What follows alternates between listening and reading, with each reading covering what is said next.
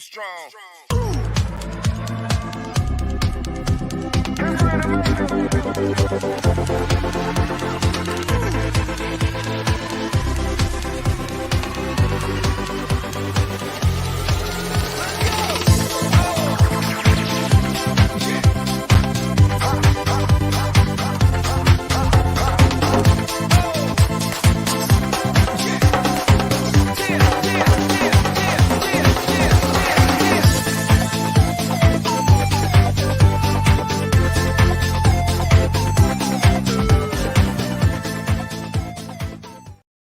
Alrighty, well, a good morning and a happy Friday to everyone here on the Throw-In on the TNC Sports Talk YouTube channel. We want to welcome you guys into another episode of the Throw-In, take you guys up for the next 2 hours up until noon to kind of finish off the week and finish off an amazing week. It's kind of been offsetting because of President's Day. Came on the air Tuesday and then took a break on Wednesday because of something that happened. Put a program together yesterday, and we're back at it on a Friday. And I know there wasn't a clear direction on where we're going into, but I think that we're finally settling in, and we're gonna figure things out here. And I'm pretty excited. I think I woke up this morning and I'm excited because I breathe the smell the fresh air, and the first thing that pops to my mind, it's baseball season. Spring training begins today. Yesterday I got a chance to I got off of here, kind of uploaded the episode, went to go pick up my girls, the daughters, and I had a little bit of time with them. Took my oldest to, my first time taking her to her little Girl Scout troops that she has in the area, and it was kind of a blast. Learn about. She kind of made this. What's it called? Those little those bead calculator counting things back in the day. She did some things with compasses and learning to separate and count goldfish, and it was just a fun experience. And I was just sitting back, observing it, taking it all in, excited, and hopefully there's more to come about that. I know that earlier this week I took her to register her for baseball, and so we went down to the area to sign her up. She was already signed up, just paid the registration fee, and then I ended up she ended up trying on some pants and kind of getting an excited moment. They're expected to start practices and games sometime in March. So that's kind of pretty exciting. But you know what? I mean, it's been a decent week, I would say. And I just hope that the weekend gets better. And it's looking to turn out to be the same way. I'm excited because, things like the Cincinnati Reds are going to be kicking things off spring training tomorrow. We got a lot of games. I was going over the list. What we're going to do today, talking about the college teams, a big weekend in ECHL hockey, minor league hockey for the Cincinnati Cyclones. I was just kind of going through, a couple of games, and you realize this, as I go through the schedule for the Bearcats, the Musketeers, and the Wildcats, it's like their basketball season's over, and then the baseball season is starting. So it's not only that much more information, which is great, but it's also all right. Let's just kind of reminiscing. Basketball season's come and gone. Yeah, the March Madness basketball tournament coming up here next in about 2 weeks, March 9th, I believe they begin. We'll dive into that a little bit, and it's just I think what keeps pushing us through for the month of March is that you got spring training baseball, you got college baseball, and then you got, the Xavier Musketeers, who I believe is still currently sitting in the 4th seed of one of the brackets. And then Kentucky is still on the outside looking to touch in. So I'm excited to talk about that today, kind of get you guys excited for something for the weekend. I was going to come and talk about the yesterday. Let's take it back. Yesterday, I brought up the top 25 female athletes.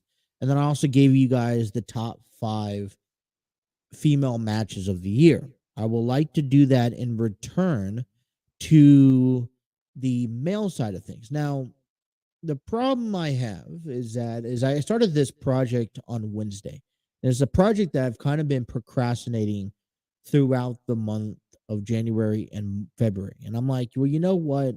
When content kind of goes down, this is something that we want to cover because and it was a couple other colleagues of mine, Trey and Jake last year, if you guys were around, we gave ourselves the top 10 male and female wrestlers. Well, I like to continue that. So I presented my top 25 to kind of spread that out a little bit. I'm not quite ready yet today to give you my top 25 male athletes.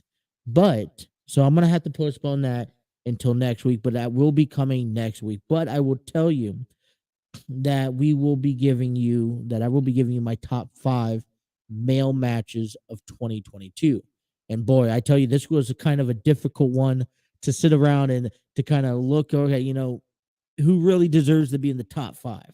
So I'm excited about that. We'll talk plenty of SmackDown this morning, getting you guys continuing that road to WrestleMania, an announcement for the plans to determine the number 1 contender for the Intercontinental Championship was given out earlier this week. I will cover the details on that, and much more. Last night I got a chance to sit back and watch the XFL. And a little bit, I was actually watching one of the games. Let's see if I can find the game I was watching. Last week I was watching the Battlehawks and the Sea Dragons last night. That was the first game. It was Thursday night football for that.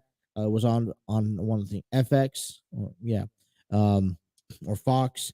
And then you have a numerous of games in week 2. But I was just kind of watching over the list, and it was kind of fascinating. I mean, I don't know. I wasn't too pleased. Anything outside of, it's like, when 2020 hit, the pandemic hit, and they decided that that Korea was going to start back up on baseball. And we were waiting in the U.S. for Major League Baseball to start up, and Korea decided, and Japan, I believe Japan also decided baseball is going to start back up. So we were given or treated to a handful of, international baseball games.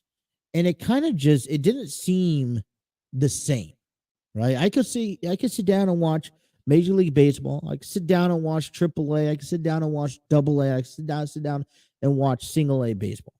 All right. I could sit down and watch the Florence Yarls play. But I can't sit down and watch Korean baseball play. It doesn't add up. It's not the same. It's not the same atmosphere. So I was in this so I was watching the game last night. I was just tuning in and out. I was watching some hockey, watching some basketball, the Lakers play, and I was watching some XFL football, trying to give it a chance. And, there is definitely a different atmosphere, different gameplay, not as crowded, but still, was entertaining at some point, and yet again, it's not. And I think what's great about it is for the broadcasters, and I got to give them credit because they were definitely all into filling us into every little play, every little detail about the game, what's going on, why is it going on, why is this different from the NFL, whether it's maybe good or bad at some point. And it turned out to be, I guess, an interesting game. It was 12. I tuned in at the top of the fourth. I was at the beginning of the fourth quarter, and it was about 12 to 11. They were kind of back and forth. Battlehawks comes in, scores touchdown. They're up 17 to 12. And then it comes down, we're about 4 minutes into the, left in the game. And we, it's like, all right, this is, Sea Dragons are still in it, and then I was like, I'm going to turn it off. The reason why I even bring this up is because earlier this week there was a conversation because AJ McCarron is on the Battlehawks.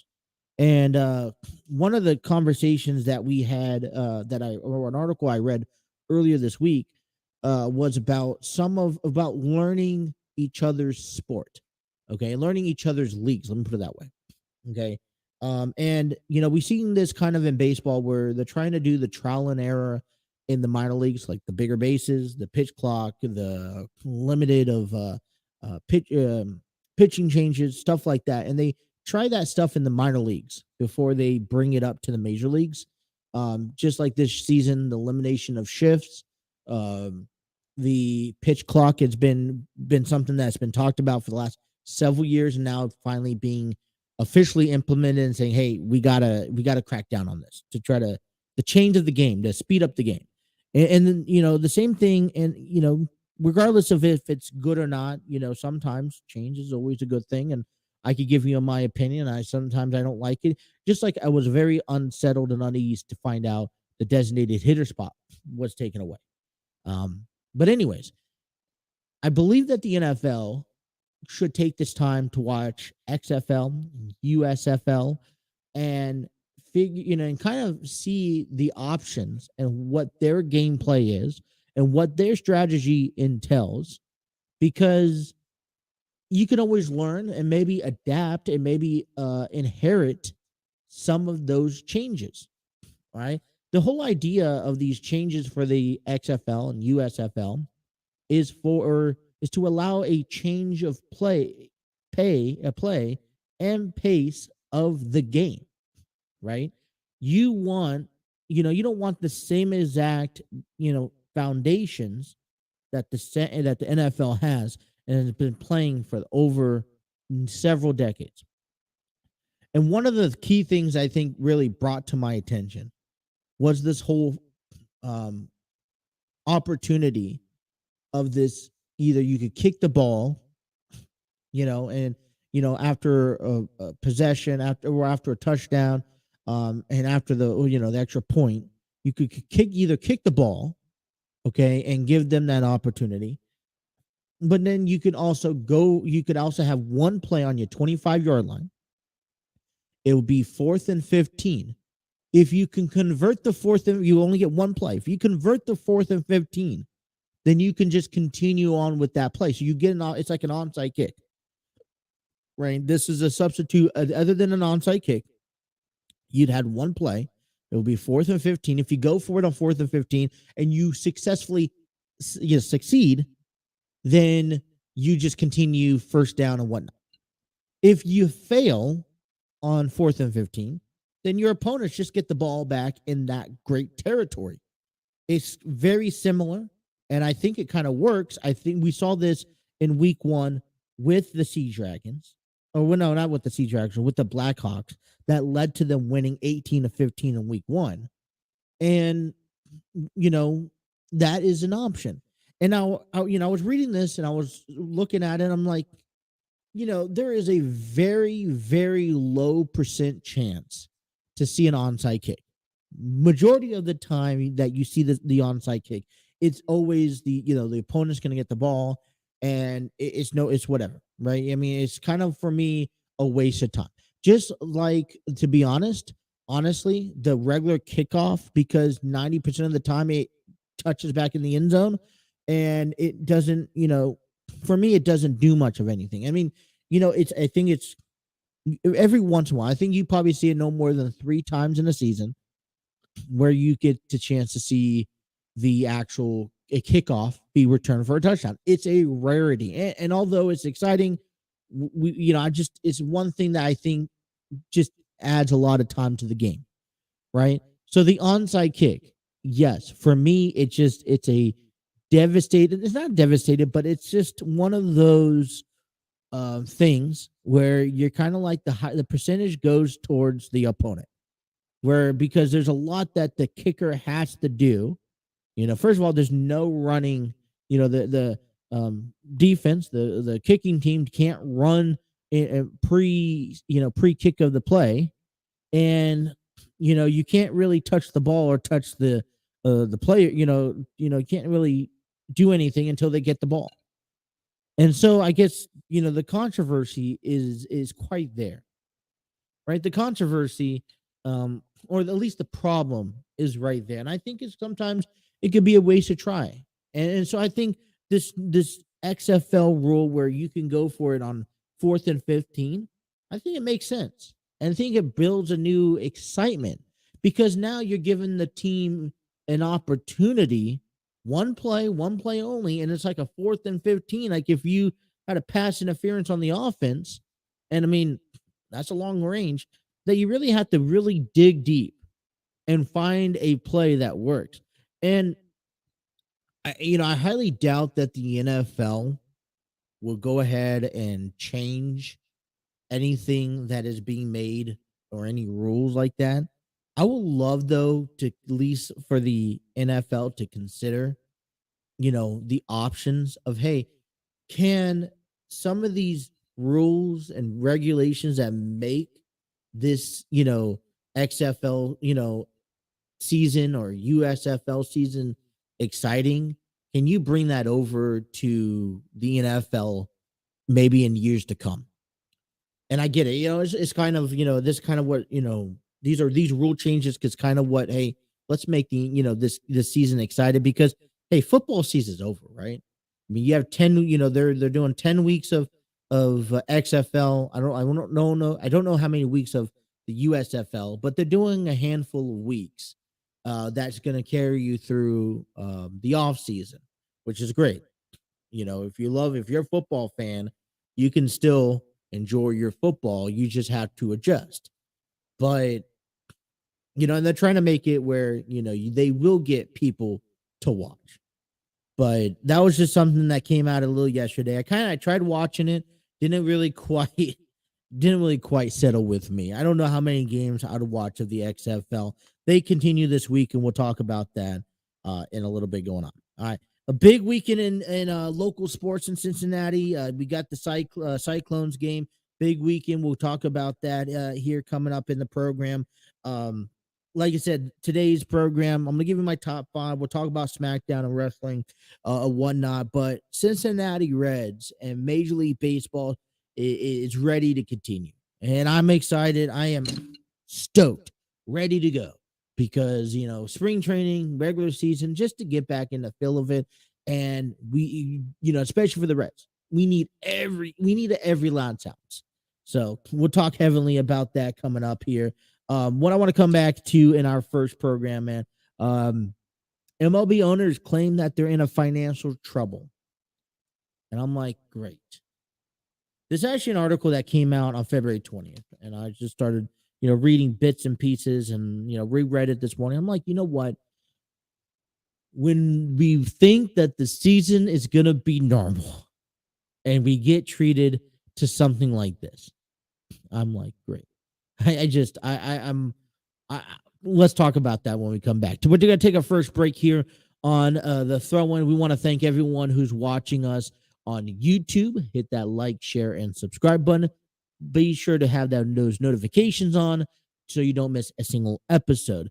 If you guys are also watching us on Facebook and Twitter, we want to thank you. Hit that like and share and subscribe button, whatever you guys have over there. Retweet it to a friend, share it to a friend, let people know that we're on right now, and that if you guys also want to get involved in the conversations, into the chats, you head on over to our YouTube page, leave a comment down below, and we'll talk about your open discussions.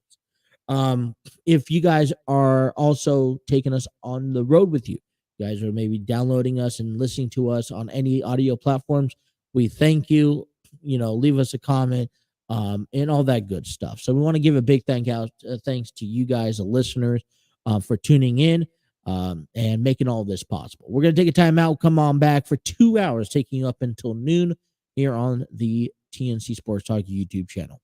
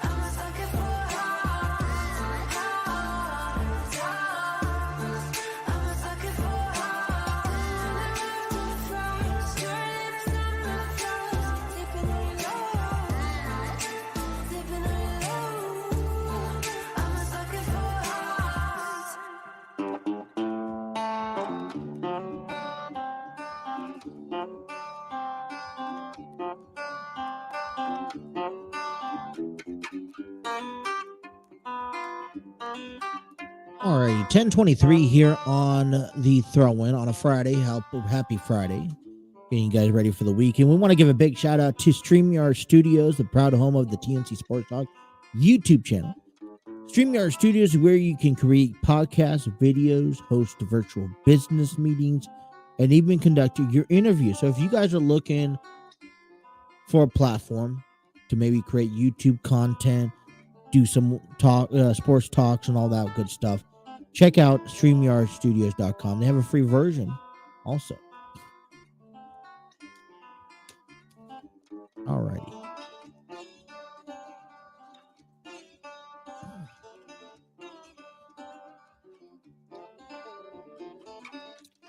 Alrighty. Well, listen, I've said this. Spring training is here. Couple games are lined up, set today. I believe, if I'm not mistaken, we have. Let's look at games. NBA is up front. Let's go look at today. There we go. We got the Texas Rangers and the Kansas City Royals at 3:05 in Arizona League action.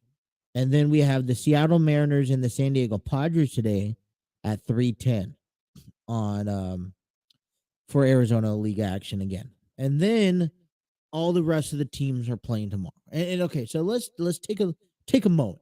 So you take a deep breath in and out. Okay, because spring training is here, baseball's underway, and we're ready for some Major League Baseball. The wait's over. All right, I'm excited. I'm stoked. Can't wait for games to start happening. I can't, and there's a little bit of everything that I'm looking out for in this season. And I told you guys specifically about the Cincinnati Reds. I was like, all right, listen. The one thing that needs to happen, whether it's by spring or it's by opening day, right? When the Reds get ready to face those Pirates on opening day, what needs to happen is ownership and the Castellinis and the front office, other than maybe Nick Kroll, right? Because he's going to be wheeling and dealing and trying to put the best product out there along with David Bell. The front office needs to just curl up in a box and let the fans enjoy the love of the game of baseball. That I've said this numerous of times, that they're just kind of that thorn in the side of you that just never goes away. And whenever you decide to say, okay, hey, listen, we're going to start moving forward and saying, all right, we're going to leave what's in the past in the past. We're going to move forward, and we're going to go ahead and give the team the chance. They come out of hiding and they say something that just derails that. Oh, this is the reason why we're not going to games, or this is the reason why we're not supporting the Reds. And you know what? Listen, and I get it. The Reds are taking ownership and responsibility for their actions on the field, and I get it. I think a lot of it is inexperience, but I do understand that, and I appreciate that the actual team, that the players that go out there every day and play the love of the game, they're taking ownership, and I love that. But I think a lot of our frustration goes right back around to the ownership of this franchise. And what's tied along into this is because the ownership had a huge part into the lockdown last year, and especially the Cincinnati Reds. And the Cincinnati Reds expressed highly their frustration, their rage, their the concept of, hey, the Castellinis expressed that, hey, we never wanted this lockdown to be lifted, because we don't agree with what the player association are wanting. But they came to an agreement. We had baseball last year. And the reason why I bring all this up is because, once again, MLB owners are claiming that they're in financial trouble again. And you know what? And listen, this is all I think one thing I had to read this a couple of times, because one thing that I am taking away is that this ain't going to happen overnight. All right, this is going to take uh we have the CBA agreement in place, and that's going to take us up until for like the next 4 years.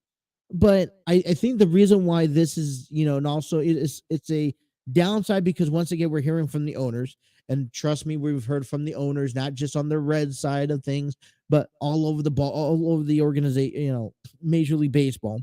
We heard from the Colorado Rockies complaining about the Padres spending. Why are owners complaining about spending on a ball club? I mean, Dodgers spend a tremendous amount of money. The Yankees spend tremendous amount of money. So the Padres want to finally, after years and years and years of failing, finally spending money because they're on the verge of success. And now organizations don't like that. Kind of don't really make sense to me.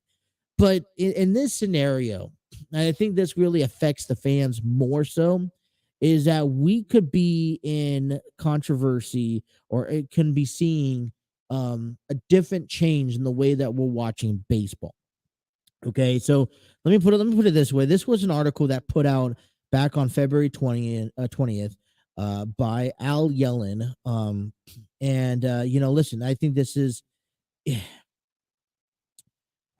something worthy enough to pay attention to. Okay, we're about to have a normal spring training. And let's recap the previous 3 years. 2020 was the pandemic, right? COVID-19. 2021, we rescheduled and played before reduced crowds due to the COVID-19 pandemic. Okay, understandable. And then 2022, shortened and rescheduled, reduced because of owners' lockout. Remember, keyword, owners' lockout. Okay. So you think that 2023, hey, are we in celebration? Can we finally have a normal season this year? Not really. With the CBA in place, listen, things come out. MLB owners say that the sport could be in a financial trouble. First is the possible bankruptcy filing by Diamond Sports Group. I heard a little bit about this. Don't know too deep of information into this. But I know that Diamond Sports owns Bally Sports, that over half MLB teams kind of use. And it's beyond MLB because basketball teams use, I think hockey teams also use Bally Sports. So, excuse me. So they go on to say which runs the Bally Sports Network channels and collectively covers games of about half of MLB teams, and other payments possibly being missed or reduced by some of the AT&T Sportsnet channels that cover the Rockies, the Astros, and the Pirates. So basically, right there, and I want to cut it down to you guys, is that Diamond Sports Group runs Bally Sports, runs is also in part of AT&T Sportsnet. So we're not only missing, so we're talking about, okay, so who has Bally Sports here? Excuse me. We have Cincinnati Reds, San Diego Padres for one, for two. I believe the San Francisco Giants, the St. Louis Cardinals, Milwaukee Brewers, Pittsburgh, Pirates is AT&T Sportsnet. But what we're seeing here is basically the networks that are broadcasting or camcasting RSN television games now finding themselves either not wanting to support anymore, that or we're starting to see some issues in this field. Okay, this might wind up being a good thing for MLB, and I think and Rob Manfred said this the other day, and I talked a little bit about this on how you could watch Major League Baseball, because I think ultimately, this is just unfortunate, but how baseball is going to work in the next, especially watching it over the next years, is that, yeah, you have your television deals with ESPN and Fox, and you're getting Apple TV coming up here, last year, and I'm pretty sure they're bringing that back this year. But what it was is that Diamond Group Club provided sports teams the ability, a kind of a one network thing, instead of having to, pay out for your channel, and watch the games on the channel, and you have to pay all the rights and everything. Diamond Group Club was doing it. Well, now since they're filing bankruptcy, the future may linger in the options, and these all these other teams that were a part of it saying, all right, listen, here's my team, you're under the network, where our games are going to be distributed onto there. Now they may be finding themselves without a network to air these games on, which is going to now create problems for watching baseball games. Well, there's teams out there like, like Chicago, that they have their own network. Dodgers are notorious, they have their own network. I believe the Yankees and the Mets have their own network. So it doesn't affect, in Boston, it doesn't affect all the teams. It only affects the teams that rely on the networks. But Manfred kind of made this clear, and we're seeing this in the package deal as of last year, is that, hey, this may be a good thing, because Rob Manfred wants to ultimately, probably at the end of the day, get all MLB teams to join the MLB network and let MLB control the whole, distributing where these games are being aired on.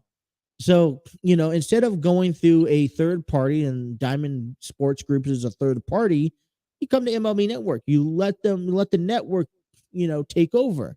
And so you'll get your games on the MLB Network. They'll probably create more channels to get more other games, just kind of like the Red Zone, MLB Extra Innings type source. Fun all around. This is part of the MLB expansion, and so the problem is that the television deals are where the money is where the owners are looking for. Or you look at the Castellinis, and I know we don't like talking about the Castellinis here, but we have to talk about them. If you look at the Castellinis, okay, you understand, and one thing I want you to understand as a fan is that they're making their money, all their revenue, all the major revenue, the revenue that's going to keep the team alive, is coming through these, it's coming through the television deals, just like NFL, just like, is coming through the television deals, is coming through the sponsorships before the players hit the field. All right, these MLB owners are locked in and set, and that's why they took these, Bally Sports deals. And now we may see that go away, which means now there's going to be more push onto the player association. I think, here was a statement by Maury Brown at Forbes. He said, what seems certain is that the collapse of Bally Sports will change the RSN model. Should MLB walk away and take their media rights back, it leaves a gaping hole in Bally's programming. All right. Baseball is by far the largest inventory groups of all major sports, given its 162 game schedule. With little else during the summer of Bally's to plug in, the overall structure of the RSN seems destined for collapse. Okay. Here's the thing. There's no doubt we're sitting at a crossroads of a big change in the way that TV is. And I think one of the things that we're going to be seeing over the next several years is, especially in baseball, is that things are going to be more controlled. And I talked about this yesterday. I really don't like it. I know I'm going to pay for baseball because I like watching baseball. I will pay for the subscription. You got me locked in and set. You already know that. My hands are kind of wiped in and clean. Okay. But for everyone else, right, I think it's important that you need to try to keep baseball on some sort of a stable road moving forward, especially on the TV deal, because you're already having struggles at ballparks, filling up ball seats. Okay, clubs at the seats. Here's what it does. Here's why I say this. You need to have, it is crucial that, especially if MLB decides to walk away from Bally Sports, decides to take back the rights, decides to do their own programming, They need to make, one of the things is trying to bring it to MLB TV, make people pay for it and all that stuff. Here's what you also need to realize, and I don't think a lot of people need to realize this, especially for like a team like the Cincinnati Reds, where you have to, how do I best put this? You got to keep the fans invested, right? If you make it difficult for the fans, why would a fan for the Cincinnati Reds, knowing that the team is just terrible, why would the fan want to pay any money to watch the game at home other than the regular cable services? All right. So in this sense, all right, why, if you're gonna go watch the Padres because they're winning, yeah, go watch, pay for the Padres. But why would you pay for the Reds if they're not playing well? You're already having trouble with Reds fans going out to the stadium. I think the second best option is to have fans be able to have the content from their living room, especially for these younger kids trying to grow up on baseball. They want to be able to watch baseball. They want to be able to watch the Reds play, and you got to be able to make it on TV for them. All I know is that this is a financial situation, and I know we have about a couple years to determine and figure out exactly what this is all gonna be said and done, and what we're gonna all do with this. I don't necessarily think that whether you stick with Bally Sports, I think that is a decision that Major League Baseball has to make and the ownerships have to make, and we're in no part of that. The only thing is that I hope, because there was so much trouble with coming up to a CBA agreement, and I know the television deals weren't the only major factor for the lockdown, but it is a factor that could keep a lockdown in the next 4 years come again, and we don't want that. And so I think ownerships are going to have to come together. They're going to have to figure out a mediation, and they have time now. Okay, one thing I wish that they would do now compared to doing it in 4 years is talk about it and try to figure it out at least have a couple options ready for when the 4 years come, when the CBA agreement comes again, that they could at least put these out on the table and say, all right, these are my options. These are what we have to work with. And I hope that we can come to an agreement, because last year was an utter disaster. They waited until the very last second. Nobody budged between the ownerships and to the player association until MLB had to step in and get involved, which I thought was ridiculous. Let's come back and get you guys ready for some Reds baseball as they begin spring training here. You guys are listening to the Throw In on the TNC Sports Talk YouTube channel.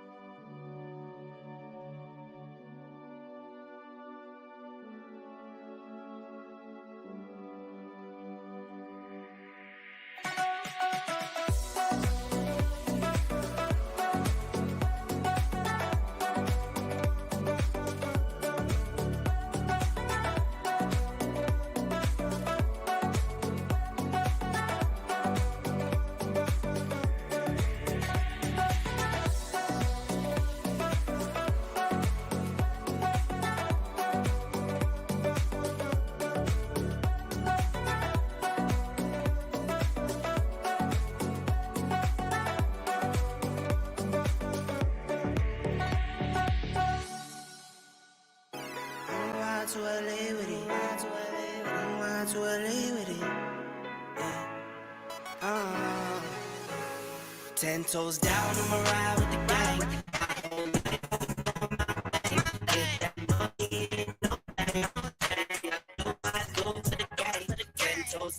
Alrighty.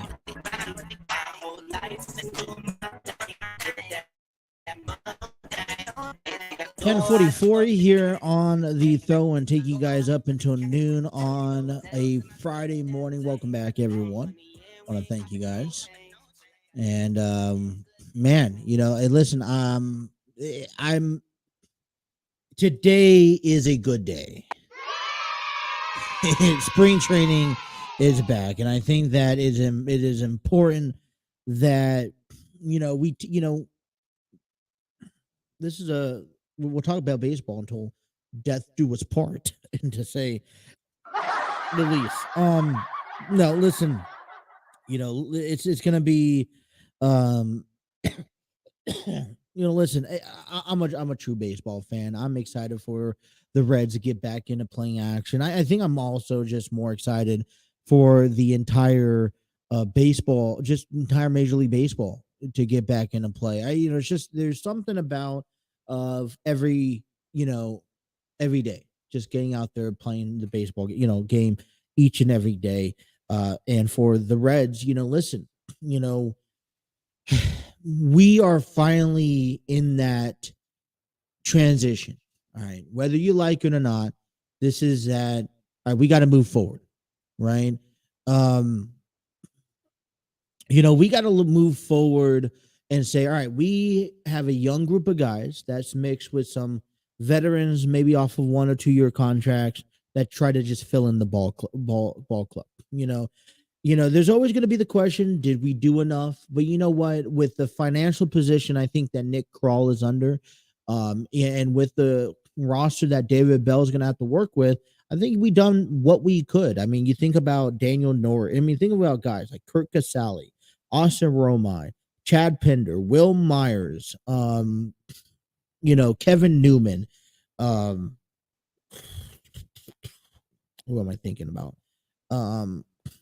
I just had this list. You know what? I just have this list over here. Let me pull it up.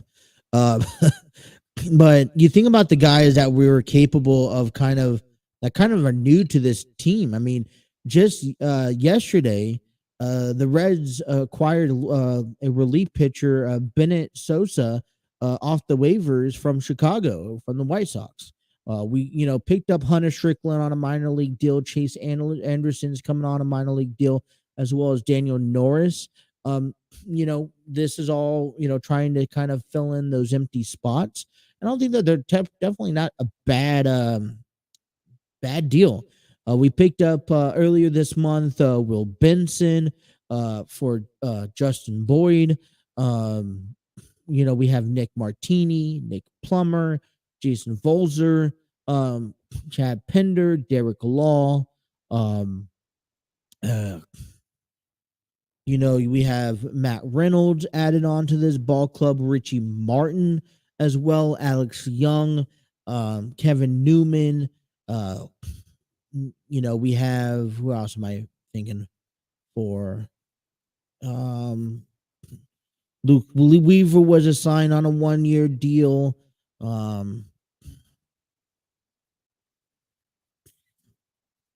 mentioned Allison Romine, Will Myers, Kurt Casale. So listen, we look at the overall list. I mean, it's not the top, it's not no Padres. This isn't no Juan Soto, right?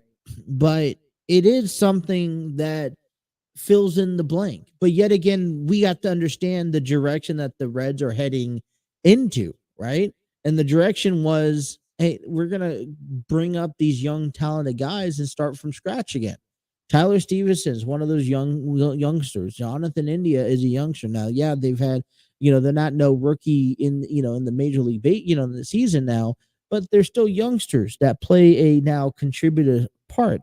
Spencer Steer is that youngster that now is going to get his crack at third base. Then you have TJ Friedel, Stuart Fairchild, Michael Ciani. Those are the type of guys that we're looking out for. And so we have a vast group. Plus, let's not forget about the rotation. Hunter Green, Graham Ashcraft, Nick Lodolu, they're not no rookies anymore. So, this is the direction of Reds baseball. And I wouldn't give them an A plus for free agency. I mean, I wouldn't give them an F either. I think after overall looking at everything and what the Reds have been able to put out onto the field, I'm giving the Reds probably maybe a C minus in free agency, especially with what they have to work around with. One of the questions coming into spring training, which is tomorrow, they'll get a chance to face the Cleveland Guardians at 3:05 Eastern time. And I believe that one's going to be put on Bally Sports and on Cincinnati Reds radio. And so what could you expect, if you expect anything at all? And the first thing that probably pops to my mind is that this spring training is going to be filled with a lot of diversity, not diversity, but a lot of plugging in and plugging out players. All right, when we know maybe a few locations, right? We know that Will Myers, it has right field, first base, and maybe designated hitter. Yeah, you can play a little bit of center field, but I ain't putting too much on him. I think he's mainly going to be right field, first base, a little bit of third base, a little bit of center field, but he may be all around the diamond this spring. All right. Joey Votto is going to be the designated hitter or that first base spot. That's his only role. Jonathan India is only at second base. Okay. Tyler Stevenson, designated hitter, first base. And especially if the Reds are looking for Tyler Stevenson to be more maybe first baseman. And you know what? That was, I was reading something about Tyler Stevenson's goal for this year, which, it's part, it's trying to get maximum games, or probably only going to let him catch about 60 games this season. And then the rest is going to probably be down. I would like Tyler Stevenson this spring training. And I don't know what the plans are. We'll have to see. But I would like Stevenson to play more games at first base than catcher. Because if you're going to protect a guy like Stevenson, who's coming back from injuries after injuries, catcher is kind of a really, you get beat up back there. And Stevenson's, is not new to that. He knows that how bad you get beat up at the catcher spot.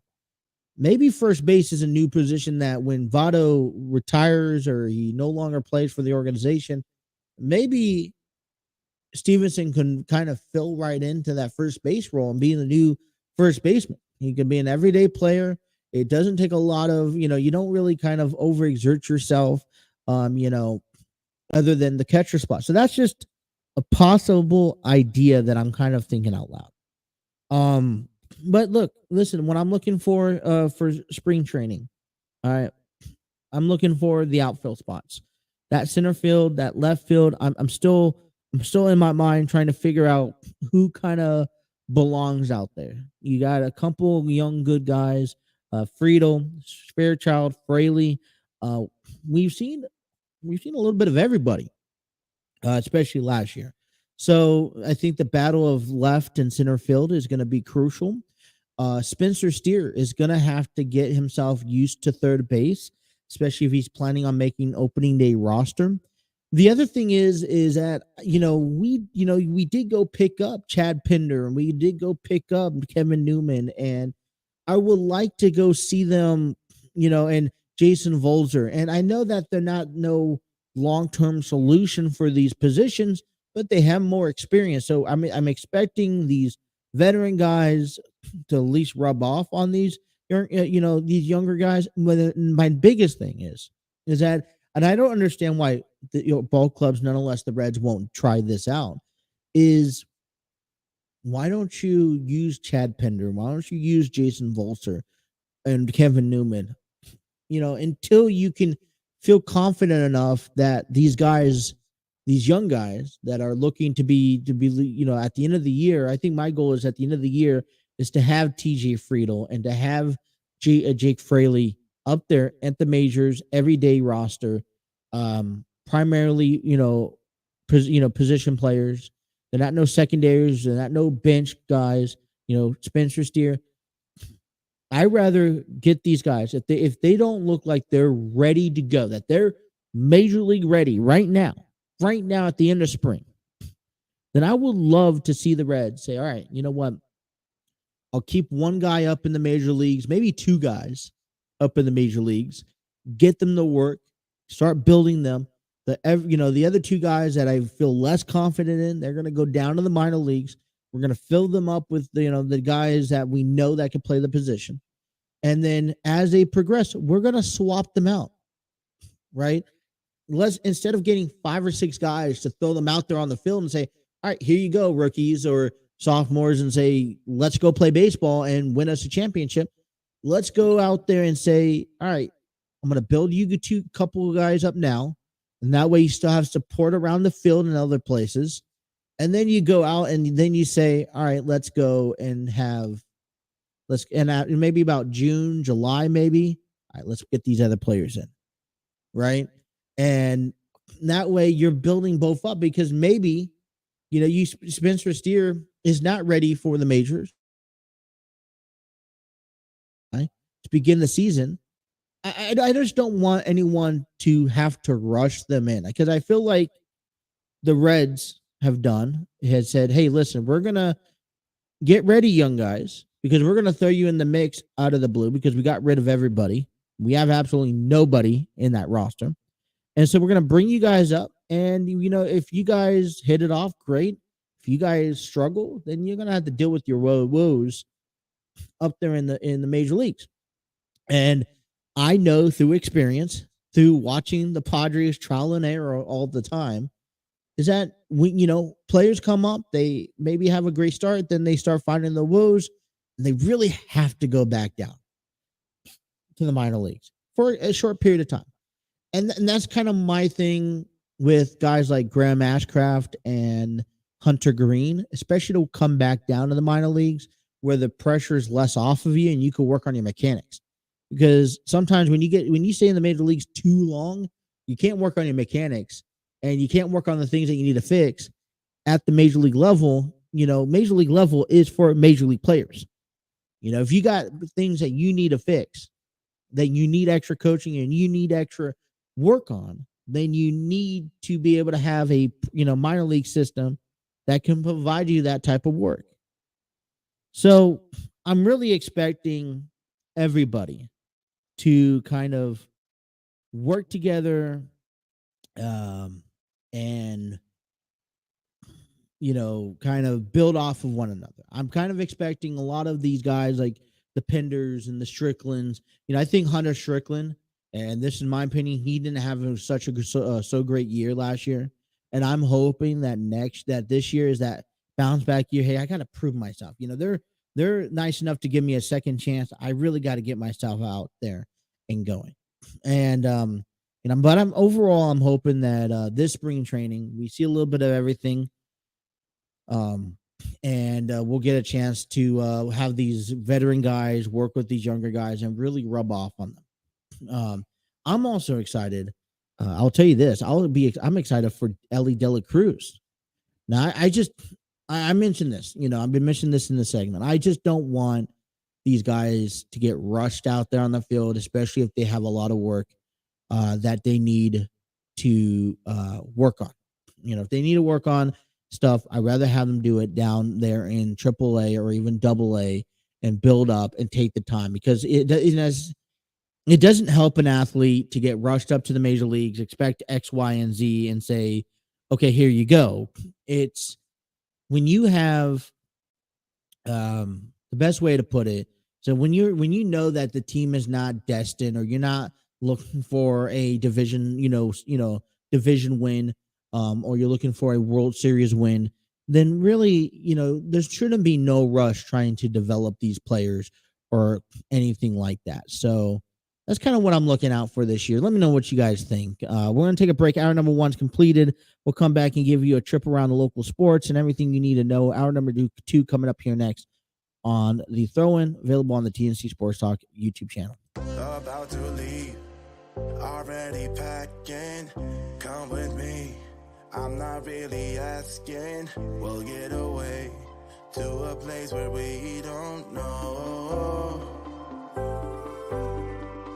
About to see the world in action, what we can be. Life with no distractions. We'll get away.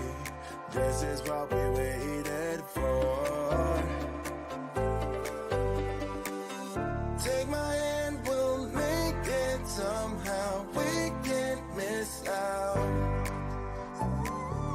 I'm done living life with the lights out. Die with my own doubts. Be free with me. Let's go, let's be free with me.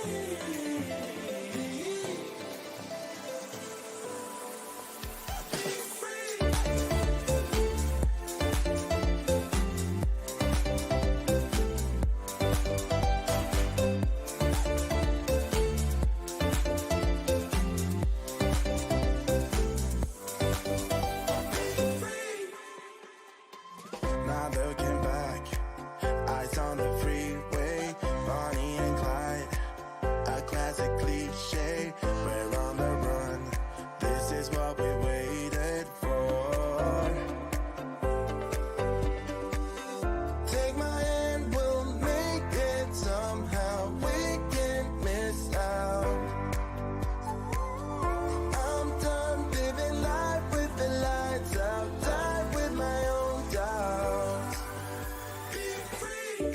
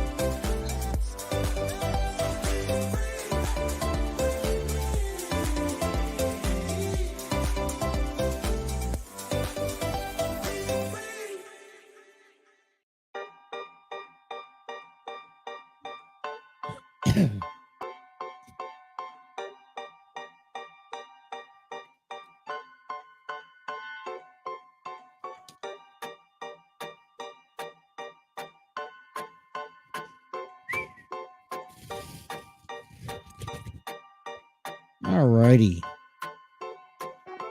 Hour number 2 here on the Throw-In, available on the TNC Sports Talk YouTube channel. If you guys are downloading us and listening to us on all audio streaming platforms, I want to thank you guys. And that's all given to you by Spreaker. Spreaker is a webpage that, or is a subscription that you can upload podcasts to, that gives you a vast of distribution areas, places like Apple Podcasts, Google Podcasts, iHeartRadio, Spotify, Spreaker, Deezer, Podchaser, Prod, Podcast Addict, whatever. And it just gives you, a lot of options. And you're able to do a lot more with it. Now, I'm not going to get into details with it, but, AKA, if you're looking to get paid a little bit for, get paid for the work that you publish, Spreaker is the place to go. Head on over to Spreaker right now, sign up for it. Start uploading a podcast and just watch the rest. Hour number 2 is given to you by Spreaker. Because of that, we upload every episode on Spreaker. You guys can download us now, the Throw-In, and listen to us on the road. Alrighty, hour number 2 here, 11:04 on a Friday morning, getting you guys ready into the weekend. And we got a lot of sports going on locally So let me pop that up. So I think it's now time. Let's get down into giving you the world of sports here. Let me just get things going in Cincinnati. A busy weekend here coming up ahead, and I talked to you guys about the busy weekend that we had coming up in against with the Cyclones this weekend. We have the Cyclones coming up into a pretty busy game weekend ahead of us. They're coming into the weekend 30, 12, and 5. First place over the Indy Fields, which is 32, 17, and 2. And in third place, the Toledo Walleyes, 30, 15, and 4. As we start making descend our final stretch in the month of March, April of ECHL hockey. This is a nice close race in the ECHL Central. These are the top 3 teams, and they've kind of been battling it out. And the reason why I say it's going to be a pretty big weekend here is because we get to see the Toledo Walleyes tonight taking on Indy Field. So a big divisional game tonight between the Walleye and the Fields. And then also, but it's kind of like a big circle, and I'll explain why. Tonight, coming up, puck drops tonight at home at the Heritage Bank Arena at 7:30 p.m. against the Wichita Thunders. The Wichita Thunders coming into tonight's game 26, 20, and 4, second in the ECHL Mountain Division. Tonight is also Michael Hauser's bobblehead night. Expect to be a pretty big one, but it's a pretty big matchup because as the Cyclones hold the first place currently in the ECHL Central, the Toledo Walleyes will be facing off against the Indy Fields tonight. Puck drops at 7 p.m. And then tomorrow on the 25th, the Cyclones are going to head on to the road to face Indy Field at 7:30 as the Walleyes head home to take on the Wichita Thunders at 7:15. And then that game, Wichita Thunder, Toledo Walleyes going to have a doubleheader or a game on Sunday. So a three-game weekend for Toledo as they face again Wichita Thunder at 5:15. So it's a pretty impressive weekend, a pretty big weekend for ECHL Cyclones and ECHL hockey league there. So if you're looking to catch some hockey action tonight, head on over to the Heritage Bank Arena. Michael Hauser's bobblehead. Cincinnati Bearcats men's basketball coming into the weekend with just 2 games left on the schedule. They're 19-10, 10-6 on the conference. They're currently on a 2-game winning streak. They'll be playing Sunday on the road against Memphis Tigers. Tip-off is at 2 p.m. Memphis Tigers coming into Sunday's game 21-7, 11-4 on the season on the conference with the 1-game winning streak. Going to be a nice, pretty impactful game there for the Bearcats there. Memphis is 12-1 at home as the Bearcats are 4-5 on the road. It's going to be a tough battle for the Bearcats. Cincinnati Bearcats baseball will continue playing. Will begin a 3-game series against the Florida Gators on the road. The Gators kicked off the season 3-0 in their first series. Bearcats are 2-2 with the game winning streak on Friday. Today, the first pitch will begin at 6:30 against the Florida Gators. Cincinnati's Bearcats right-handed pitcher Garrett Herker will be expected to be on the mound. Expected to have another good outing as of last time. He's currently at a 1.8 ERA. He'll be going up against Florida's right-handed pitcher Brandon Sprott. Saturday, the Bearcats and Gators will continue game 2 at 4 p.m. Right and left-handed pitcher Chase Horst for the Bearcats, and then for the Gators is right-handed pitcher Houston Waldrop. And then the conclusion of this 3-game series will be held on Sunday at high noon. Right-handed pitcher Chase Hopwell with a 9.0 ERA, 4 runs, 6 hits allowed last time out against Florida's left-handed pitcher.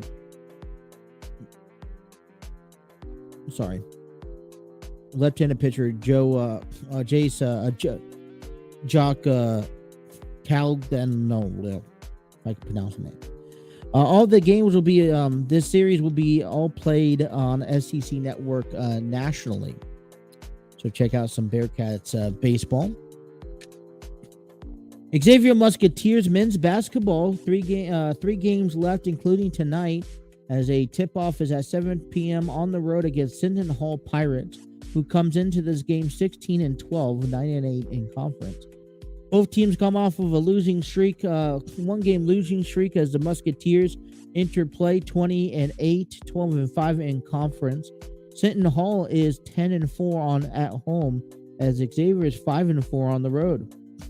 Xavier basketball, winless so far. 3-game series will begin today at actually high noon in less than an hour against Western Carolina Pirates. The Pirates are 2-3 heading into the series with a 2-game losing streak at hand. Xavier will have Ethan Busacker on the mound. For the Western Carolina, we'll have right-hander Matt Shakpel. And I apologize, like I always do, ahead of time if I butcher any of these names moving forward. Saturday's game will be held at 2 p.m. Left-handed pitcher Brent Alazars takes on left-handed pitcher Kyle Relesselman. Listen, I'm not laughing at me. You got the names. I'm laughing at me. Okay. Sundays will be the conclusion of this game, this series at 1 p.m. against Western Carolina. Right-handed pitcher Nick Boyle take on right-handed pitcher Jonathan Todd to wrap up the series for the Musketeers. And for Kentucky Wildcats, I don't know why I just put the page. Okay. For Kentucky Wildcats, men's basketball, 3 games left, including the one on Saturday that will be played. Tip-off is at 4 p.m. They'll be on at home against Auburn Tigers. Auburn Tigers are 19-9, 9-6 in the conference with the game winning streak. But the Wildcats have a 3-game winning streak, 19-9, also 10-5 on conference play. Auburn is 4-6 on the road, as Kentucky is 13-3 at home.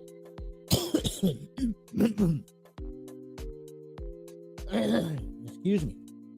As the Wildcats continue to look to help fight their case, as they are still on the bubble on the outside looking in. For the Wildcats baseball team, they're 3-1 to begin the season with a 3-game winning streak. They begin a 3-game series today against the Wright State Raiders, who are 1-3 with a 3-game losing streak. Hoping to continue their ways, the Wildcats first pitch will be today at home at 4 p.m. Saturday will be at 1, and Sunday will be at 1 as well. So that was your trip around the local sports of Cincinnati, basketball and baseball, and a busy weekend. We try to figure out what's happening in the world of sports. A little bit of everything. I'm tuning into the hockey game. I don't know about you.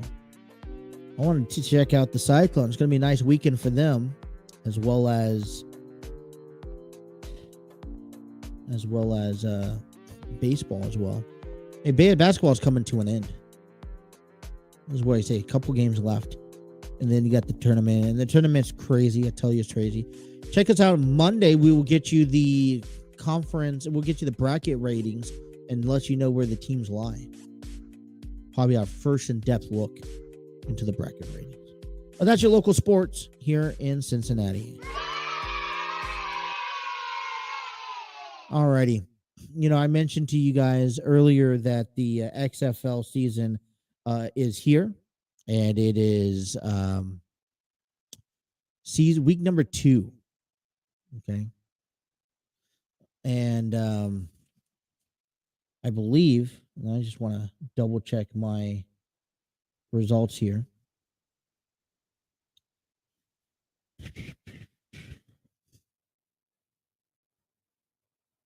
I just want to write this down too if I get the chance. NHL? No, I don't want NHL.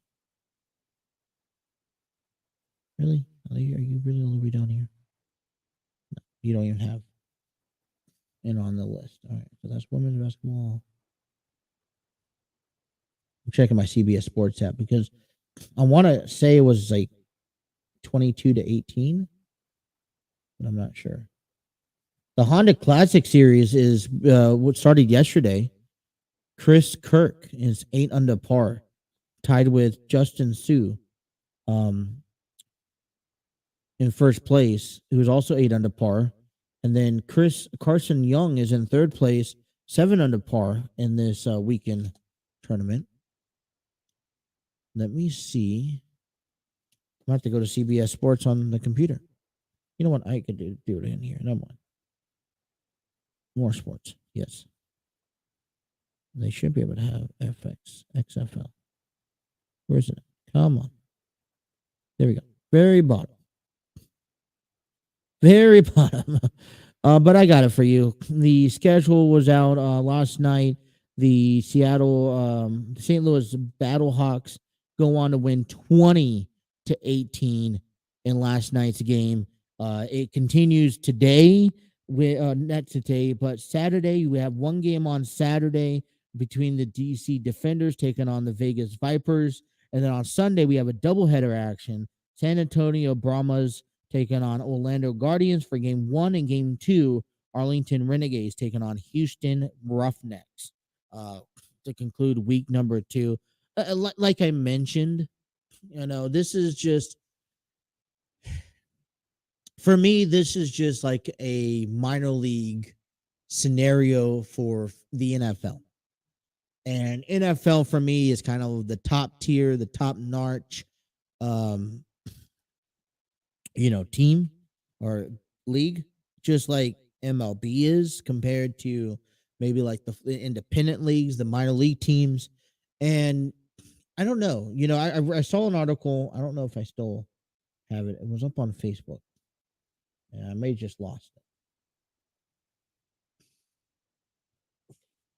Let me see if I could scroll through it again. I was just reading an article that the XFL dropped another 10,000 viewers this past week. I mean, not looking so good. And I'm like, realistically, why are we even paying attention to that? Like no disrespect to XFL, USFL, or any other football league going around that that gets played, but NFL is number one. I don't think you can expect, when NFL drains a lot of people. I know it drains me out watching the regular season, and then once the Super Bowl is over, it's kind of like, all right, I'm gonna take a break and be like, all right, let me see. Let me take a break from football. I mean, I also think that, in my opinion, that's why XFL has changed some of the rules for the, season, to make it kind of more exciting, more, the time clock stuff. And I get that. Maybe NFL needs to inherit some of those things. But overall, I mean, there's nothing wrong with XFL. I don't think that you're going to get the top, the top ratings. You're not going to get sold out stadiums. You're not going to go get, you're realistically probably only going to get your fan base majority in the hometowns that XFL is being played in. And then on top of that, the additional fans that really love football, doesn't want football to end, never wants it to end, then you're going to see some of that. Plus, maybe if you have a specific player that, is no longer in the NFL, or maybe this is a finding case to claim your spot in the NFL, then maybe you have some friends and families watch them. But other than that, that's pretty much it for the XFL. I mean, I don't see it really being such a big. It's not going to be any bigger than USFL. It's not going to be any more successful, and it's not going to grow as much as in the NFL. It's just like AEW can grow it's like you have WWE is the NFL. I will arguably say right now is the USFL is the AEW, and then you have the XFL as the Impact Wrestling of football in that sense. All right, let's cut to a break. Let's come back. I want to go ahead and transition to my top 5 matches of 2022. So that's still to come. You guys are listening to The Throw-In here on the TNC Sports Talk YouTube channel.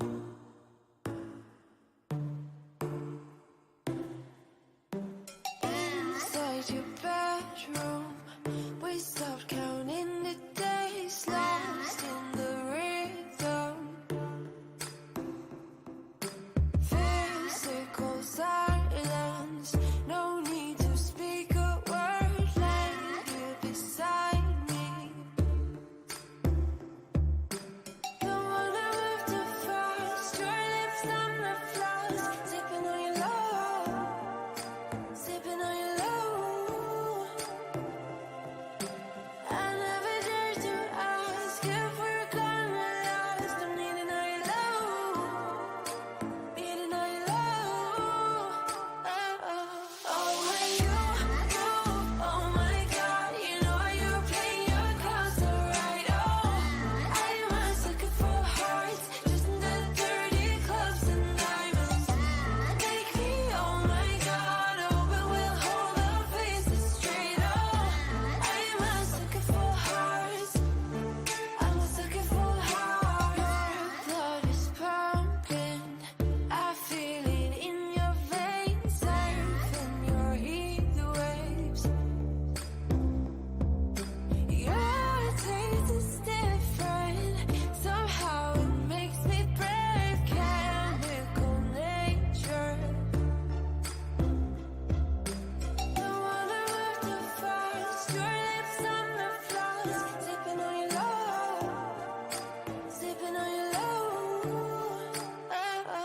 Oh, when you, oh my God, you know you're playing your cards so right. Oh, I was looking for hearts, just in the dirty clubs and diamonds. Take me, oh my God, oh, but we'll hold our faces straight. Oh, I was looking for hearts, I was looking for hearts, hearts, hearts. I was looking for hearts, hearts, hearts. I was looking for hearts. Oh my God, I'm a fool. Thought I'd never fall into you. Oh my God. Oh my God. Oh my God. It's so cruel how I'm loving the things you do. Ooh, yeah. Oh, when you, oh my God, you know you're playing your cards so right. Oh, I was looking for hearts, just in the dirty clubs and diamonds. Take me, oh my God, oh, but we'll hold our faces straight. Oh, I was looking for hearts, I was looking for hearts, hearts, hearts. I was looking for hearts, hearts, hearts. I was looking for hearts. Your lips on my flask, sipping on your love, sipping on your love. I was looking for hearts.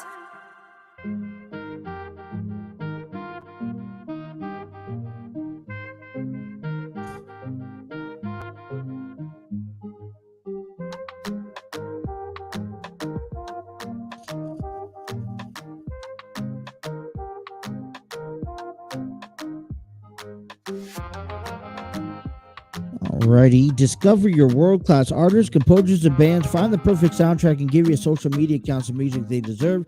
Epidemic Sound is a royalty-free music link. For more information, check out epidemicsound.com. The song right here is Cigarettes and Sons by Rocket Jr. As we welcome you back to the throw-in.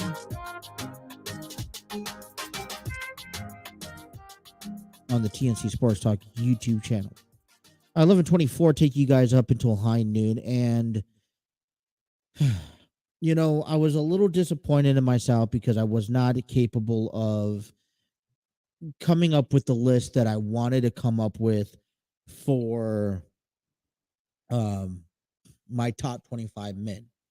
And I was working a little bit on Wednesday morning. A couple things kind of stumbled into place, and I had to change my plans. And then I ended up, doing the show yesterday, and then went ahead and spent some time with my girls before I was like, all right, I'm gonna come up, and I want to put the same amount of effort that I put into the females top 25, and besides just throwing together just a random list.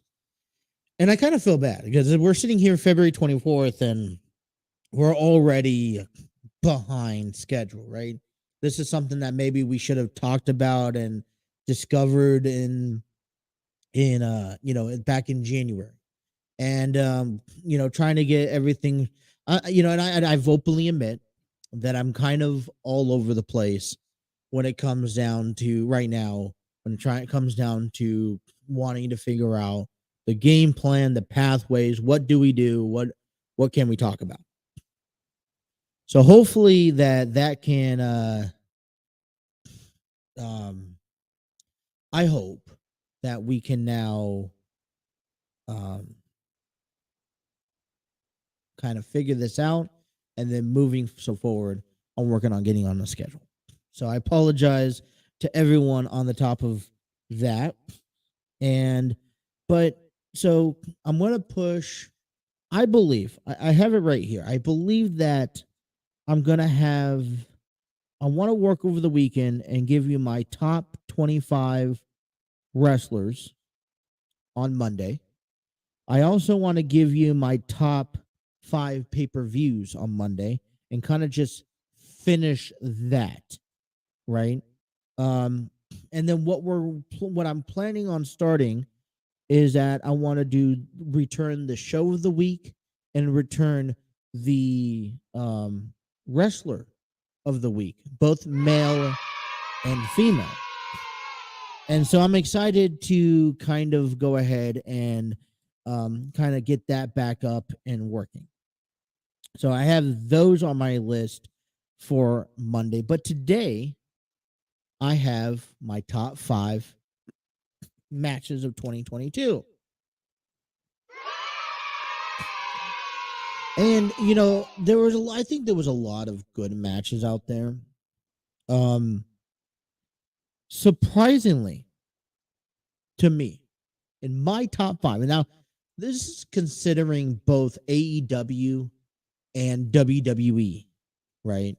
These are the kind of like the 2 brands that I kind of go off of. And I don't have Roman Reigns on this top 5 list. And I don't know if you can argue that he deserves to be on a top 5 list. What match in 2022 was worthy enough to be at the top of all the matches that took place? He faced Roman Reigns has faced Brock Lesnar a few times. He has faced Logan Paul. And I mean, maybe the only argumentative standpoint was Roman Reigns going on and being a part of War Games. But my thing is, I think this is what really downgrades Roman Reigns for me, is saying that he may be a really high ranking. Right now, when I'm just thinking about ranking him in my top 25, he kind of automatically puts at number 1, right? But my thing is that Roman Reigns had, yes, he worked his way up to WrestleMania, and then this news broke out that, he was basically going to be rebooked as this part-time person, going back and forth between Raw and SmackDown from small time to time, only making appearances when needed, or, and he's not going to stop by in every single state. And and he's not going to wrestle each and every match. Like there's already even, there's reports coming out that he's not even being booked for Money in the Bank this year. Like he's not even being advertised. And listen, I'm not decrediting his reign and the opponents that he's had to go through or even phase. But I tell you this, over the past year, I just was not necessary. There was just not one match that stood out. Now, I don't know if I have it. Yes. Okay. So everyone in 2022. Okay. So he has wrestled Logan Paul. So let's take things off. He didn't do at the day one pay-per-view. He wrestled Seth Rollins, which I think out of the entire list this past year, nope, that's 2022. Let's get into 2022. He wrestled Seth Rollins at the Royal Rumble. Okay. He goes on and faces Goldberg at Elimination Chamber. That was supposed to happen, but got postponed back from 2020. I want to say 2020, I believe. So then he wrestles Brock Lesnar at WrestleMania. He has a SmackDown match with Matt Riddle. And then he goes back to SummerSlam with Brock Lesnar, Drew McIntyre at Clash of Champions, and then Logan Paul. So he's only wrestled 1, 2, 3, 4, 5, 6, 7 matches in 2023 on television. Overall, in title defenses. 7 title defenses. And for me, maybe I'm just prone to seeing, maybe my mindset is stuck back in the 2000s, where a fighting champion fights each and every time. Okay, and I get it. He only needs to come out when it's necessary. Well, other than maybe the first quarter of the year was actually something that was worth necessary. Now, listen, Seth Rollins deserves to be, candidates. If you're looking at candidates to be in the top 5, Roman Reigns, Seth Rollins, Royal Rumble. I would say Brock Lesnar and Roman Reigns at WrestleMania 38, but my scenario is that we've seen that match before. We've seen that match back at Crown Jewel the previous year. And then we go on and see it again at SummerSlam, which I think maybe I think coming at number 6 was Roman Reigns and Brock Lesnar at SummerSlam, but that was because Brock Lesnar was Brock Lesnar. But unfortunately, Brock Lesnar, neither Brock Lesnar Brock Lesnar is in 1, but neither Roman Reigns was in my top 5, which I think is yeah.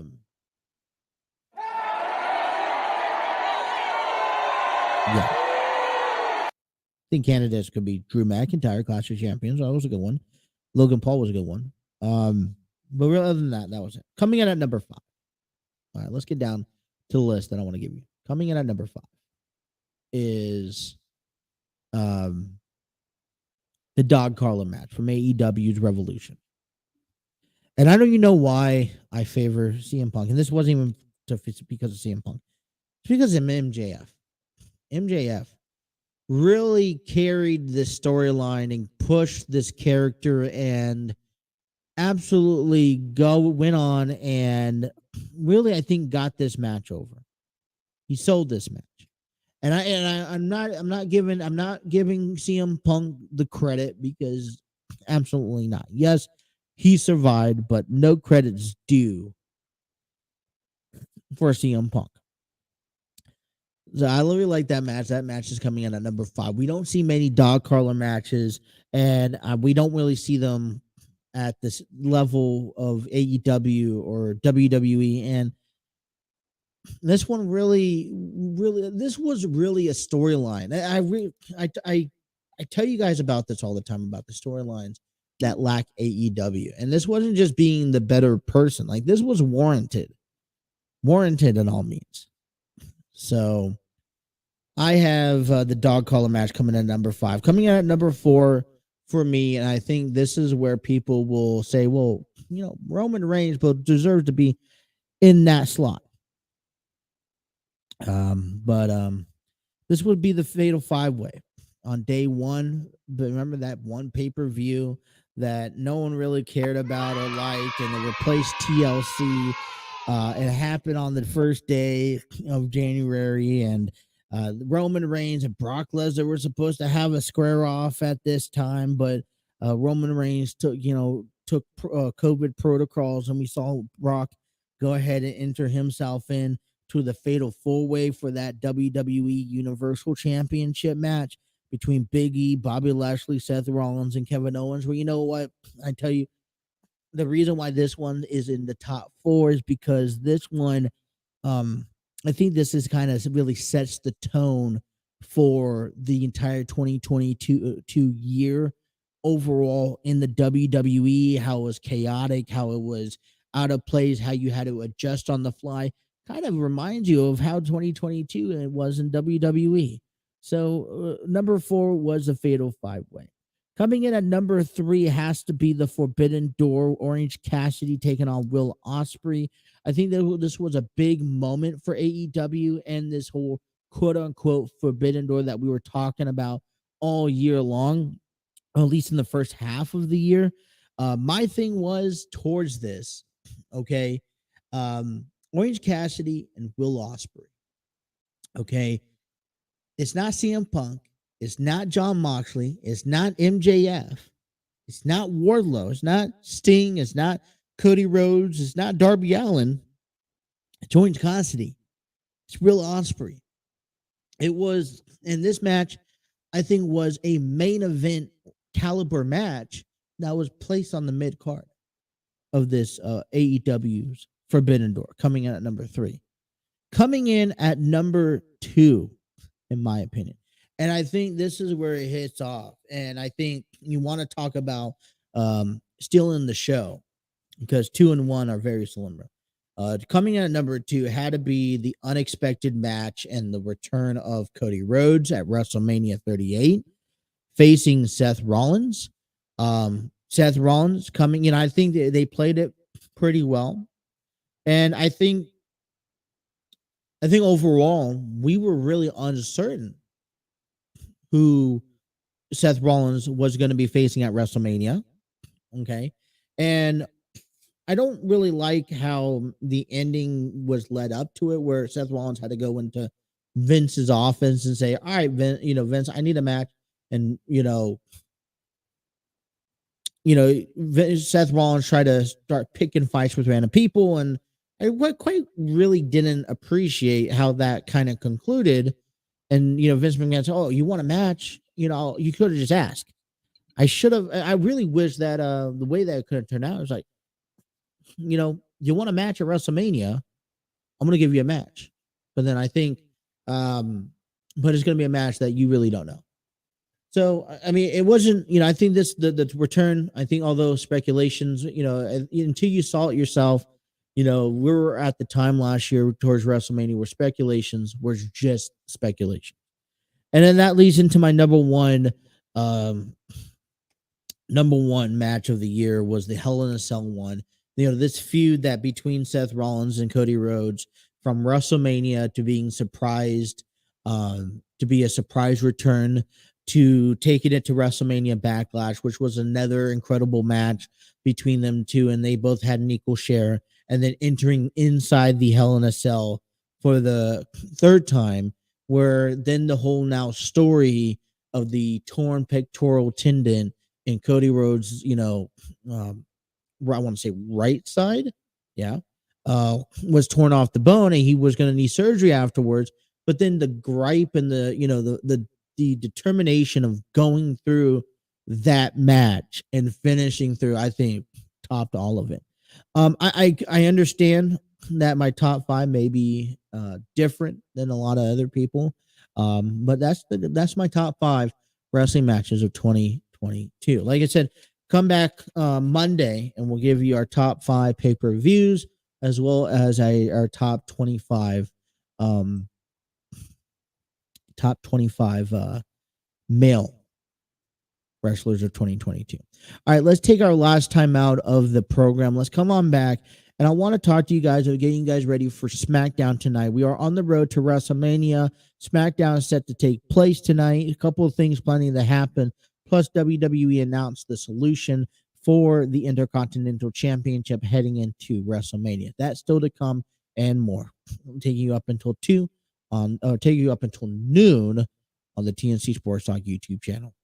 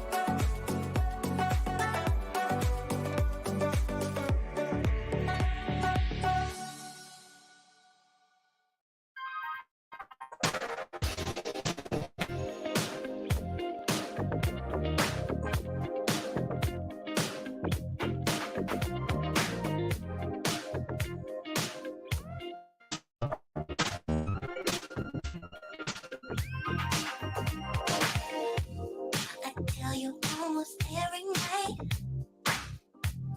and everything is true.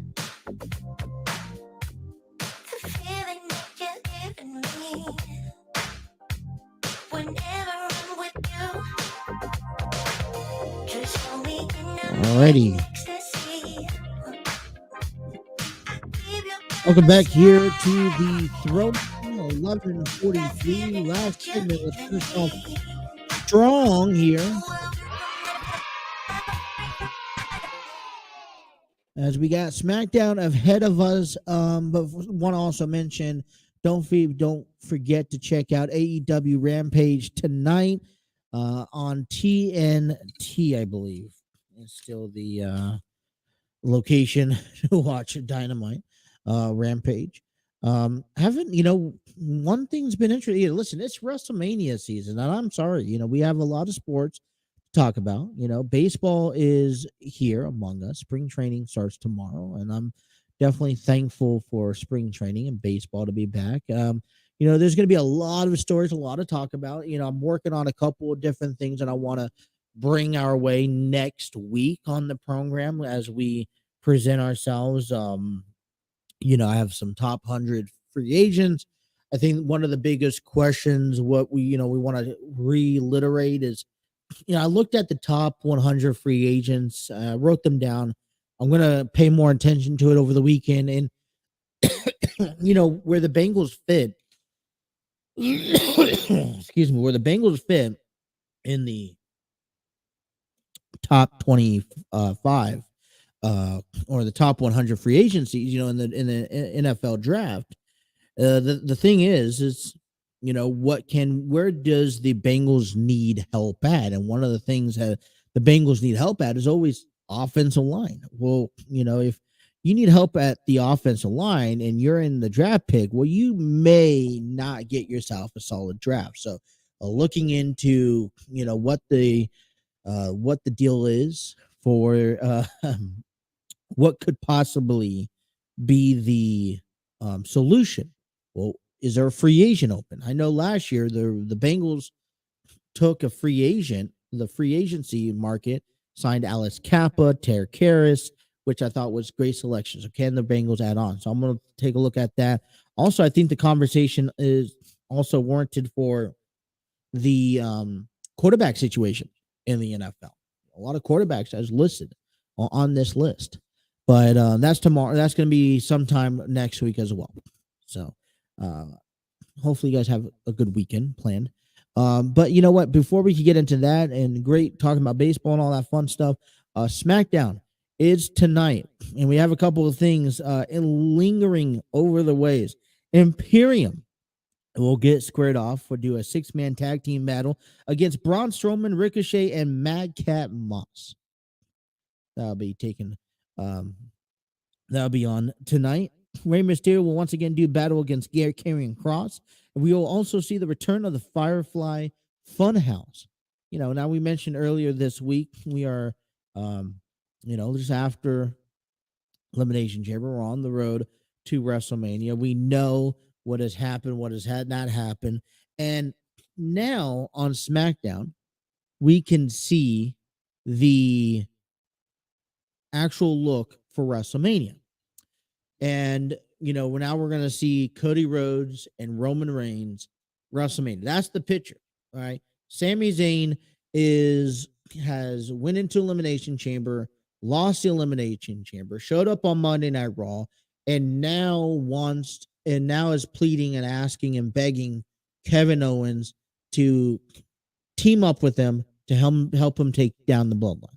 And yet we still don't know where we just still don't know where the Bloodline stands.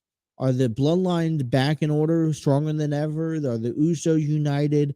Or do we still see the Usos separated at cause? And hopefully we learn more about that. But now we could set eyes on Roman Reigns and Cody Rhodes. Now I still think, all right, that Sami Zayn, because now this is now spreading out of everywhere, okay? And I know the WWE sees this, but Sami Zayn is still that fan favorite, okay? And he is still at the top of the fan favorite base. So in a sense, still not seeing him somewhat in part of this Cody Rhodes and Roman Reigns feud is kind of doing an injustice.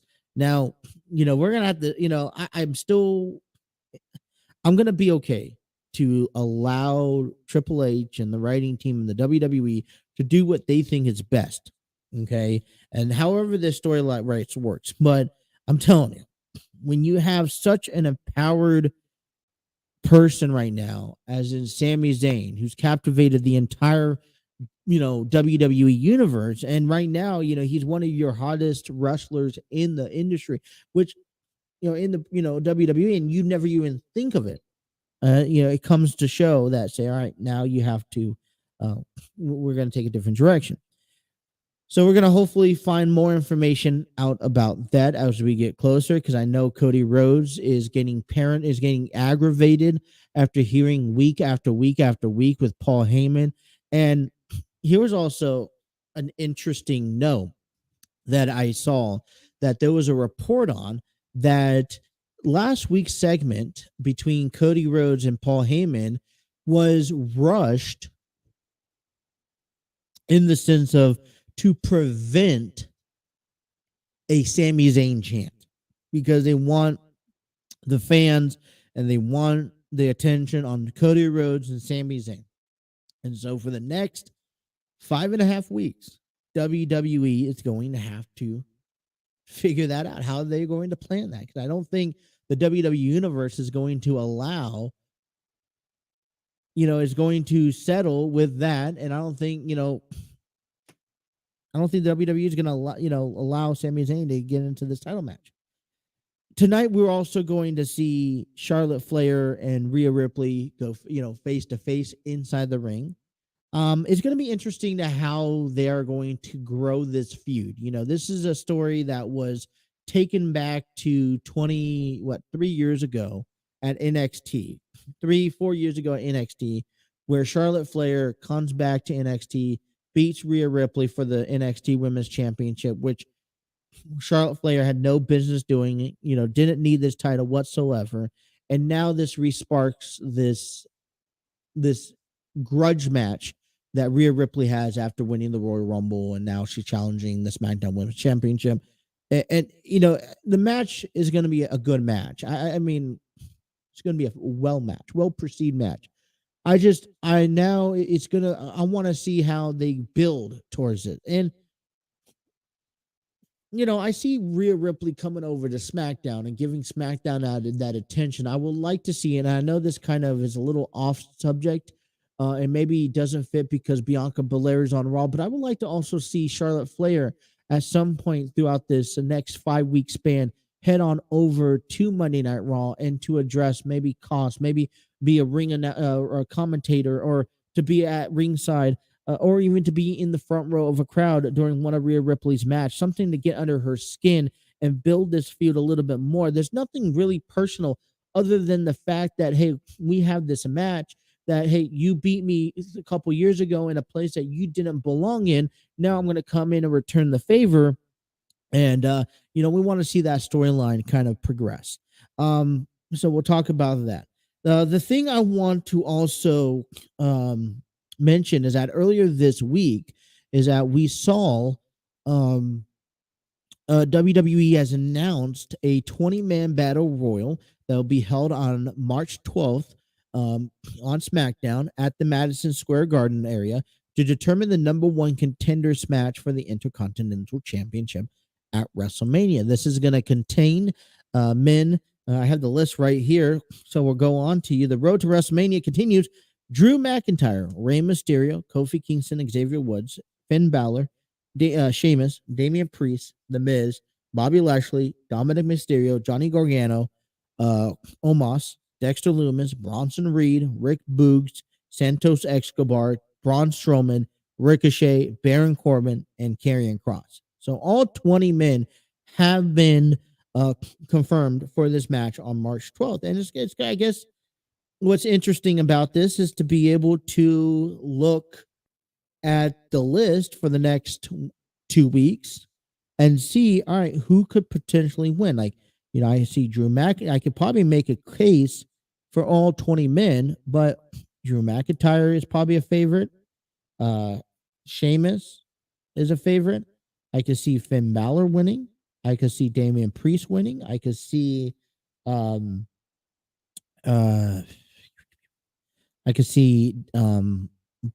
Reed winning. I could see Dexter Lumis winning. I could see Santos Escobar, Braun Strowman, which has been in the picture. Baron Corbin could use a win, and even Karrion Kross. And the point is that, which is going to make this match exciting. And that's why in 2 weeks that we're going to want to watch this match, because you also got to think about it. The winner is going to go face Gunther, who is currently the champion, at WrestleMania. And I think out of all excitement, that is definitely more exciting because listen, Gunther has done something incredible at the Royal Rumble, and I think that is quickly forgotten. I think he is a ruthless aggression champion, and he's definitely proven through his tenure as the IC title, as he's a fighting champion. And you're gonna have to find someone who's willing to step up and fight with him, right? So, um, we're over the next 2 weeks. We will talk about and probably build a case about at least half of these guys on why or how reason why they could win and the reason why they should be the next person to face Gunther for the title. So we'll talk about that. Coming up next week, because I don't really have time and I really want to get into this. Coming up next week, you guys, is that I want to talk about the possibility and the question that lingers. Is it time to not to cancel, but to separate some of these unified titles? And I'm talking about the two titles right now that are unified, the tag team titles and then the WWE titles. Could we possibly, last year we sat and I thought that this was a great idea to unify the title, but in my opinion, I don't necessarily think that it's worked the next, the way that they wanted it to work. Now, the WWE needs them a little bit more time, especially that WWE title, but the tag team titles, and I understand the tag team titles. You don't really have a strong tag team division, when we unify the titles. And with how big the bloodline was growing, I think it was necessary. But if we are looking at potentially, dropping the titles from the Usos to maybe fill in Sami Zayn and Kevin Owens, then I guess my question or my theory could be, could we see two title defenses from the Usos, one for the SmackDown titles and one for the Raw titles, and then Kevin Owens, Sami Zayn maybe goes after the Raw titles, and then we still see a tag team title for SmackDown at WrestleMania, maybe night 1, then night 2, however it may be. And the reason why I say that is because the SmackDown tag team division has kind of been growing. I mean, I really love the feud and the battles that Sheamus and Drew's been having. I really love what Viking Raiders are being pushed through. And, if we could see Drew McIntyre and Sheamus challenge the Usos for the SmackDown tag team titles and have them go through this match on night 1, and then night 2, where Cody Rhodes and Roman Reigns has to face each other, you see Kevin Owens and Sami Zayn team up to face the Usos for the SmackDown titles, and they drop both of them, and that way you're also now spreading your brand. I think one thing that we want to start also talking about is how we don't know. And I think we need more time with the undisputed WWE Universal Championship to be prestigious. I think if Cody Rhodes wins it, he could, reshape this title, make it one big title, and I'm fine with that. Or if you decide to separate the title, I'm fine with that. I just don't think there has been enough time, because when was the last time? It's been almost a decade since we've seen one title under the WWE, and that was mainly with the Authority. So I'm fine with it. I think it needs more time to have the USA title or the United States Championship to be aired up on Raw, and they're finally being able to do that. And then I think when you have the world title on SmackDown, you run into the complications of you not able to bringing up the Intercontinental title. So, I'm fine with either way.